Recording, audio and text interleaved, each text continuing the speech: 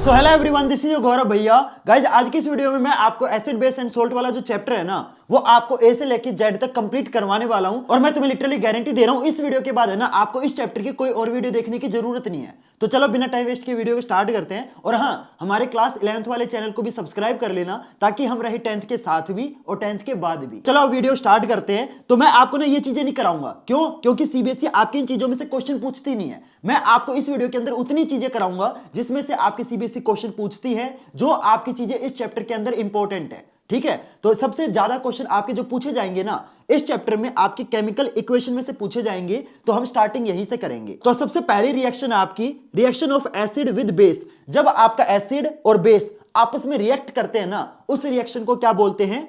Neutralisation reaction. क्यों? क्योंकि यहां पे एसिड और बेस एक दूसरे की बिल्कुल ये मान के चलो अपोजिट चीजें आपस में रिएक्ट कर रही है। तो जब आपका एसिड और बेस आपस में रिएक्ट करते हैं तो क्या बनता है?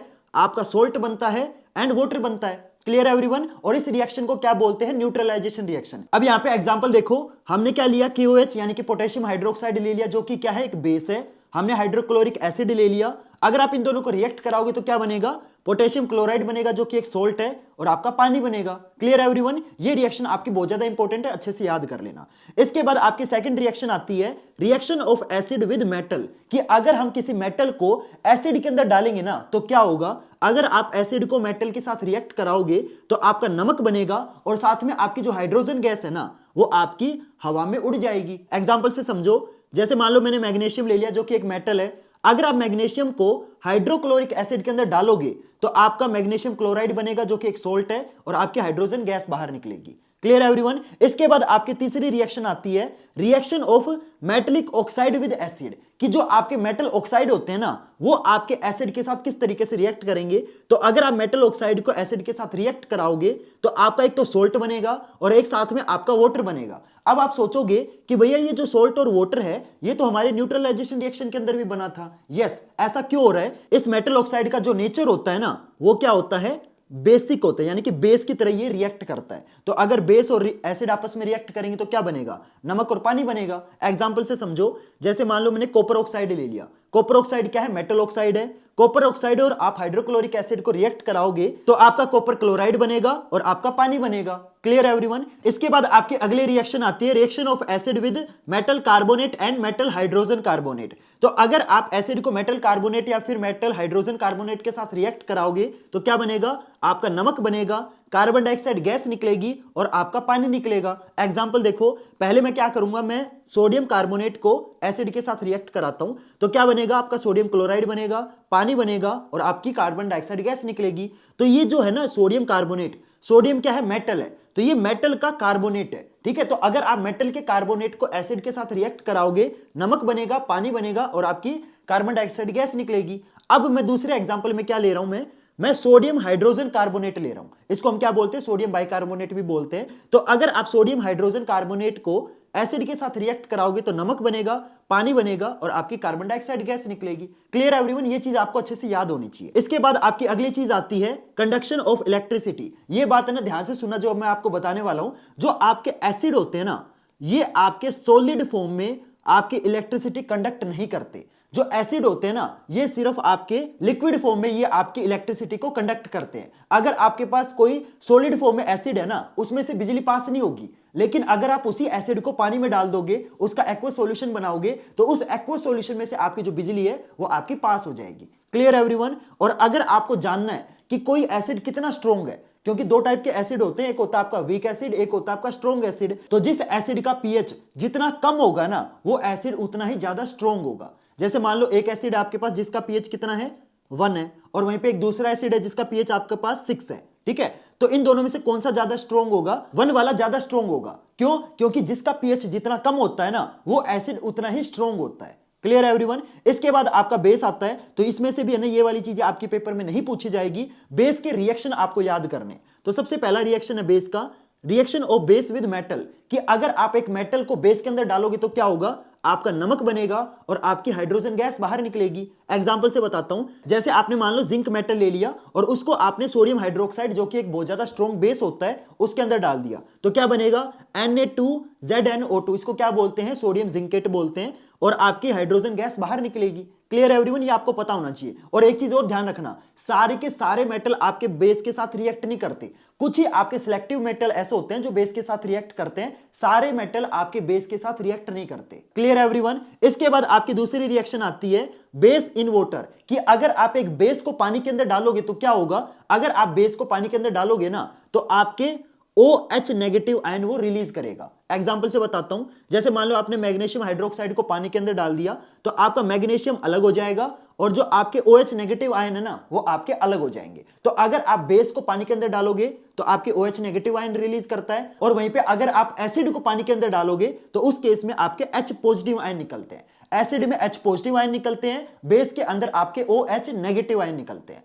Clear everyone. इसके बाद आपकी अगली रिएक्शन आती है reaction of non metallic oxide with base, कि अगर आप एक नॉन मेटल ऑक्साइड को बेस के अंदर डालोगे तो क्या रिलीज होगा, आपका नमक रिलीज होगा और आपका पानी बनेगा। एग्जांपल से देखो, अगर आपने मान लो कार्बन डाइऑक्साइड गैस ले ली, कार्बन डाइऑक्साइड गैस क्या होती है, ये आपका नॉन मेटल ऑक्साइड है। क्यों, क्योंकि कार्बन आपका नॉन मेटल होता है, तो ये नॉन मेटल का ऑक्साइड हो गया ना, तो ये नॉन मेटल ऑक्साइड है। और ये कैल्शियम हाइड्रोक्साइड है जो कि आपको पता है एक बेस होता है। तो अगर आप नॉन मेटल ऑक्साइड को बेस के अंदर डालोगे तो क्या बनेगा, कैल्शियम कार्बोनेट बनेगा, जो कि क्या होता है एक सोल्ट होता है, और साथ में आपका पानी निकलेगा। Clear everyone. इसके बाद आपका अगली चीज आती है कंडक्शन ऑफ इलेक्ट्रिसिटी, जो कि मैं आपको ऑलरेडी बता चुका हूं कि जो आपके बेस होते हैं ना, चाहे आपके बेस हो चाहे आपके एसिड हो, वो दोनों के दोनों आपके सॉलिड फॉर्म में आपकी इलेक्ट्रिसिटी कंडक्ट नहीं करते। जो आपके एसिड और बेस होते हैं ना वो सिर्फ आपके लिक्विड फॉर्म में इलेक्ट्रिसिटी कंडक्ट करते हैं। Clear everyone. और आपको कैसे पता चलेगा कि कौन सा बेस कितना स्ट्रॉन्ग है, तो जिस बेस का पीएच जितना ज्यादा होगा ना वो बेस आपका उतना ही ज्यादा स्ट्रॉन्ग होगा। एग्जांपल से समझो, मान लो आपके पास एक बेस है जिसका पीएच 8 है एंड वहीं पे एक दूसरा बेस है जिसका पीएच मान लो 13 है। कौन सा ज्यादा स्ट्रॉन्ग होगा, ये 13 वाला ज्यादा स्ट्रॉन्ग बेस होगा। बेस के केस में क्या होता है कि जितना पीएच की वैल्यू ज्यादा होगी वो चीज आपकी उतनी ज्यादा स्ट्रॉन्ग बेस होती है। Clear everyone. इसके बाद आगे चलते हैं। अब मैं आपको पीएच स्केल के बारे में बताता हूं। पीएच स्केल होता क्या है, तो पीएच स्केल के ऊपर है ना आपकी नंबरिंग होती है 0 से लेके 14 तक।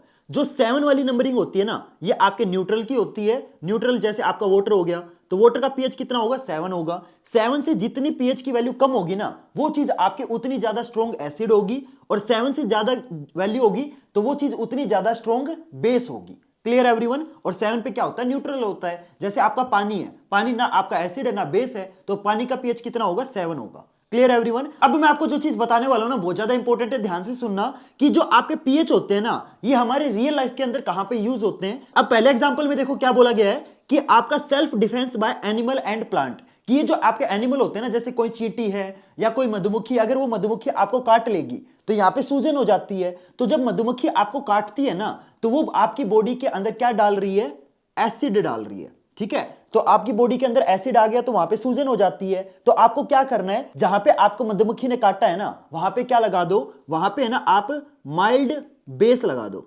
माइल्ड बेस जैसे कि आप बेकिंग सोडा लगा सकते हो। तो उससे क्या होगा कि मधुमक्खी ने आपकी बॉडी के अंदर एसिड डाल दिया है ना, और ऊपर से आपने बेस लगा दिया। तो जब एसिड और बेस आपस में मिलेंगे तो क्या होगा, न्यूट्रलाइजेशन रिएक्शन होगा, है ना। तो वो जो आपका एसिड था, जो मधुमक्खी ने एसिड आपकी बॉडी में डाला था, वो न्यूट्रलाइज हो जाएगा। समझ रहे हो मेरी बात। और न्यूट्रलाइज होने से क्या हो जाएगा कि जो आपकी सूजन है ना, जो सूजन है और जो आपका दर्द है वो आपका कम हो जाता है। Clear everyone. तो देखो यहां पे भी ना आपका पीएच यूज हुआ है कि भाई अगर एसिड है तो बेस लगा दो, उससे क्या हो जाएगा, पीएच न्यूट्रल हो जाएगा, 7 हो जाएगा। Clear everyone. अब दूसरे एग्जांपल में क्या बोला गया है कि ये जो पीएच है ना ये हमारे फार्मर को भी हेल्प करता है। कैसे हेल्प करता है, देखो हमारे खेतों में जितनी भी फसल लगाई जाती है ना, जो आपकी अच्छी फसल होगी वो हमेशा न्यूट्रल सोइल पे उगेगी।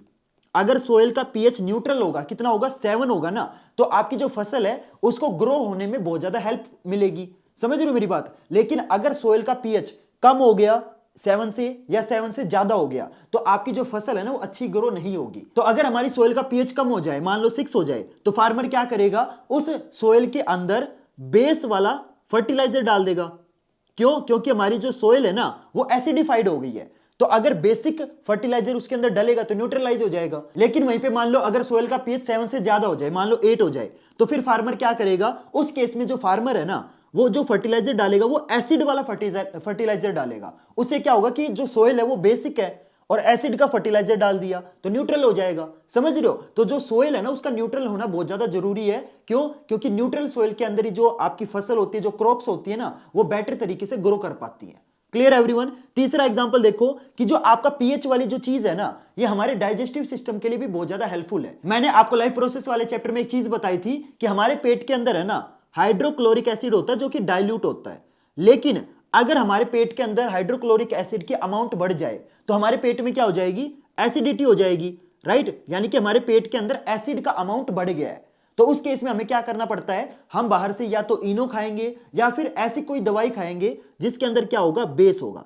क्यों? क्योंकि हमारे पेट के अंदर एसिडिटी हो गई, मतलब पेट के अंदर एसिड की जो क्वांटिटी है वो इंक्रीज हो गई है। तो अगर हम बाहर से क्या खाएंगे, बेस खाएंगे, है ना, तो क्या होगा, हमारे पेट के अंदर जाके वो जो बेस है वो एसिडिटी को न्यूट्रलाइज कर देगा। Clear everyone. और ये जो आपकी बेस वाली जो दवाइयां होती है ना, इनको क्या बोलते हैं, एंटा एसिड बोलते हैं। क्यों? क्योंकि ये एसिड को काटती है। Clear everyone. अब अगले एग्जांपल में क्या बोला गया है, pH change leads to tooth decay. जब भी हम खाना खाते हैं ना, मतलब जब हम कुल्ला वगैरह कर लेते हैं, मुंह धो लेते हैं, लेकिन मुंह धोने के बाद भी ना हमारे मुंह के अंदर खाने के ना छोटे छोटे पार्टिकल हमारे दांतों के बीच में फंस जाते हैं। और वो जो पार्टिकल है ना, जो फूड पार्टिकल हमारे दांतों के बीच में फंस जाते हैं, वो एसिड रिलीज करते हैं, जिसकी वजह से क्या होता है कि हमारे मुंह का जो पीएच है ना, एसिड रिलीज होगा तो मुंह का पीएच क्या हो जाएगा, कम हो जाएगा। कितना कम हो जाता है, 5.5। और अगर हमारे मुंह का पीएच कम हो जाता है ना, तो वो आपका जो पीएच है, जो एसिड है, वो हमारे दांतों के साथ रिएक्ट करके हमारे दांतों को कमजोर करता है। तो इसीलिए बोला जाता है कि आपको खाना खाने के बाद क्या करना होता है, ब्रश करना होता है। क्योंकि जब हम ब्रश करेंगे ना, चाहे कोलगेट करो, चाहे सेंसोडाइन करो, जो भी करो, जब भी हम ब्रश करते हैं तो हमारे जो टूथपेस्ट होती है ना, उसके अंदर क्या होता है, नमक तो होता ही है। उस कोलगेट के अंदर है ना एक चीज और होती है, क्या होता है, बेस होता है। तो अगर हमारे मुंह का पीएच कम है, मान लो 5.5 है, तो अगर हम टूथब्रश करेंगे तो कोलगेट करने से क्या होगा कि हमारे मुंह के अंदर हम क्या डाल रहे हैं, बेस डाल रहे हैं। तो मुंह के अंदर पीएच ऑलरेडी कम था, बेस लगाने से क्या हो जाएगा, न्यूट्रलाइज हो जाएगा। समझ रहे हो? क्योंकि जो फूड पार्टिकल वो एसिड रिलीज करते हैं, कोलगेट के अंदर बेस होता है, तो एसिड और बेस आपस में न्यूट्रलाइज हो जाता है। उससे क्या होगा, कोलगेट करने से क्या होगा कि हमारे जो दांत है ना वो खराब नहीं होंगे। इसीलिए बोला जाता है कि दिन में आपको कम से कम 2 बार कोलगेट करना है। Clear everyone. चलो अब आगे चलते हैं। सोल्ट कैसे बनता है, ऑलरेडी मैं आपको बता चुका हूं। न्यूट्रलाइजेशन रिएक्शन से सोल्ट बनता है। जब एसिड और बेस आपस में रिएक्ट करेंगे तो नमक बनेगा और पानी बनेगा, ये मैं आपको ऑलरेडी बता चुका हूं। अब सोल्ट आपके कितने टाइप के होते हैं, इसमें से क्वेश्चन पेपर में नहीं आएगा, तो ये आपको करने की जरूरत नहीं है। अब इसके बाद है ना बहुत इंपॉर्टेंट टॉपिक आता है, ध्यान से सुनना, दैट इज क्लोर एल्कली प्रोसेस। बहुत सारे बच्चे ऐसे होते हैं जिनको क्लोर एल्कली प्रोसेस समझ नहीं आता। मैं अब आपको ना बहुत सिंपल तरीके से बताने वाला हूं, ध्यान से सुनना। तो क्लोर एल्कली प्रोसेस बेसिकली क्या होता है, आप है ना एक बीकर लो, उसके अंदर पानी डालो, उसके अंदर है ना थोड़ा सा नमक मिक्स कर दो, ठीक है।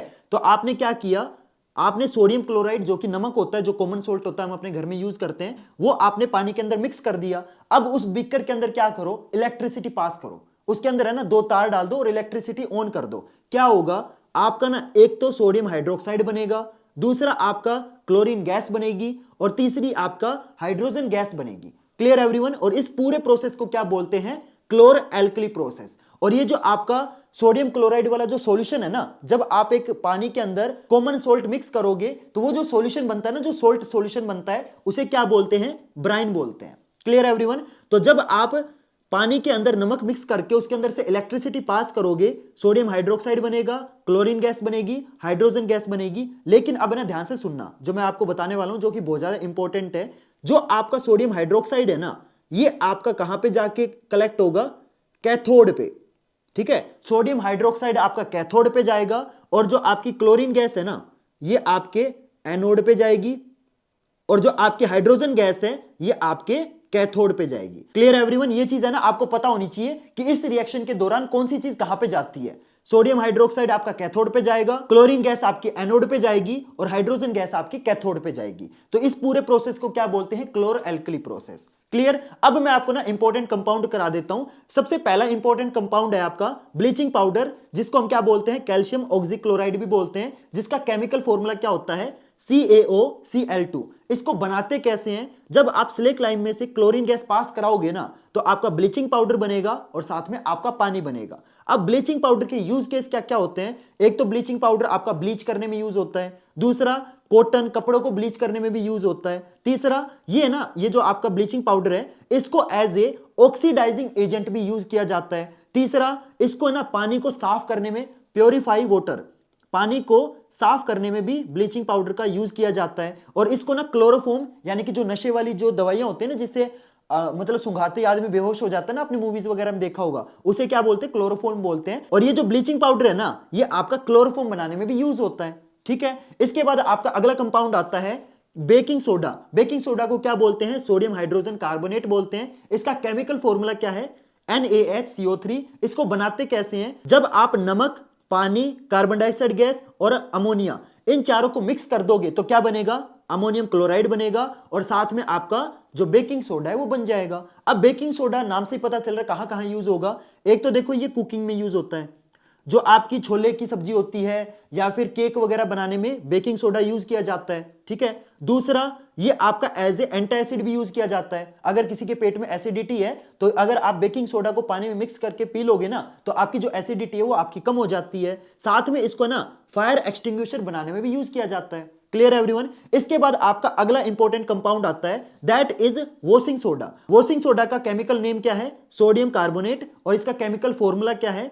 Na2CO3.10H2O। और इसको बनाते कैसे हैं? अगर आप बेकिंग सोडा को गर्म करोगे ना तो आपका सोडियम कार्बोनेट बनेगा, आपका पानी बनेगा और आपकी जो कार्बन डाइऑक्साइड गैस है वो हवा में उड़ जाएगी। इसके बाद आप क्या करोगे? सोडियम कार्बोनेट को है ना पानी के अंदर मिक्स कर दो तो ये क्या करेगा? सोडियम कार्बोनेट आपके पानी के 10 मॉलिक्यूल को एब्जॉर्ब करके क्या बना देगा? आपका वॉशिंग सोडा। Clear everyone? अब वॉशिंग सोडा आपका कहां कहां पे यूज होता है? कांच बनाने में, पेपर बनाने में, साबुन बनाने में, इन तीन चीजों को बनाने में आपका वॉशिंग सोडा यूज किया जाता है। आपका बोरेक्स बनाने में भी वॉशिंग सोडा यूज होता है, कपड़ों को धोने में भी वॉशिंग सोडा यूज होता है और पानी की हार्डनेस यानी कि अगर आपका कोई नमकीन पानी है उस नमकीन पानी को मीठा पानी बनाने में भी आपका वॉशिंग सोडा का यूज किया जाता है। Clear everyone? इसके बाद आता है आपका पीओपी यानी कि प्लास्टर ऑफ पेरिस। इसका केमिकल फॉर्मूला है CaSO4 हाफ H2O। यहां पे पानी का मॉलिक्यूल कितना होगा? आधा होगा। इसको बनाते कैसे हैं? आपको सिंपल क्या करना है? जिप्सम लेना है। जिप्सम को अगर आप गर्म करोगे ना तो आपका क्या होगा? जिप्सम के अंदर है ना पानी के 2 मॉलिक्यूल होते हैं, लेकिन जब आप जिप्सम को गर्म करते हो तो आपका 1.5 मॉलिक्यूल पानी उड़ जाता है और क्या बचेगा? CaSO4 half H2O। और इसी को क्या बोलते हैं? पीओपी बोलते हैं। Clear everyone? तो अगर आपको पीओपी बनाना है तो सिंपल क्या करना है? आप है ना जिप्सम को गर्म कर दो और अगर आप पीओपी को वापस पानी में डाल दोगे तो जो पीओपी है वो वापस आपकी जिप्सम में चेंज हो जाएगी। जिप्सम को गर्म करोगे तो पीओपी बन जाएगा। पीओपी को अगर भिगोगे, पानी के अंदर मिक्स करोगे तो वो आपकी जिप्सम बन जाती है। अब पीओपी के यूजेस क्या क्या है तो ऑलरेडी बहुत सारे बच्चे जानते होंगे। बहुत ज्यादा फेमस एग्जांपल है कि अगर किसी का बोन फ्रैक्चर हो जाए तो उसके ऊपर जो प्लास्टर लगता है ना वो प्लास्टर बनाने में भी पीओपी यूज होता है और खिलौने और मूर्ति बनाने में भी पीओपी यूज होता है और अगर आपको घर में पेंट कराना है उस टाइम भी आपका पीओपी यूज होता है। Clear everyone? इसी के साथ आपका ये वाला जो चैप्टर है खत्म होता है। इसी टाइप से ना मैंने बाकी चैप्टर की भी रैपिड रिवीजन ऑलरेडी अपने चैनल पे अपलोड कर रखी है, तो प्लीज जाके उनको देखना। और हाँ, साथ में कमेंट करके जरूर बताना कि आपको ना नेक्स्ट वीडियो में कौन से चैप्टर की रैपिड रिवीजन चाहिए। जिस चैप्टर की ज्यादा डिमांड आएगी ना अगली वीडियो में मैं आपको उस चैप्टर की जो रैपिड रिवीजन है वो मैं आपको प्रोवाइड कर दूंगा, तो कमेंट करके जरूर बताना। तो चलो गाइस, मिलते हैं फिर अगली वीडियो में नए टॉपिक के साथ। तब तक के लिए good bye and have a nice day.